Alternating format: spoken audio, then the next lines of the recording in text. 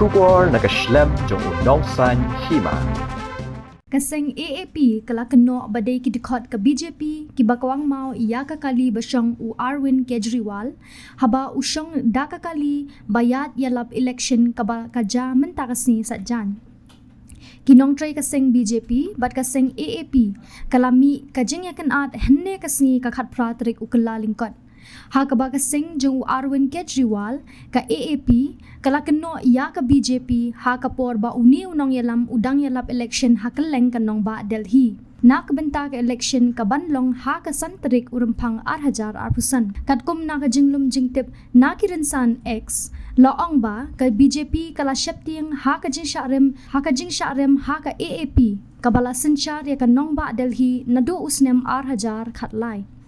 Kabala pelong ya kinong kersyan jongka mantumbor ya utay unong yalam.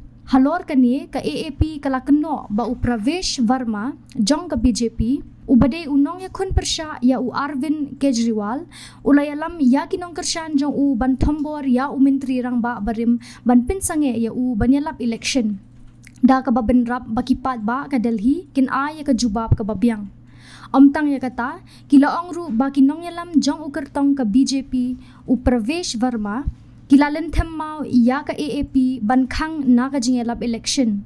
Hakidur ki balapan kinong apahara kilakir saudong na baro arliang katba katu kat ningut kinong ya ki persyang bankang lat ya kalenti jong kateka kali SUV kabali. Hakaba uma ubahe one hair na kaway katudu.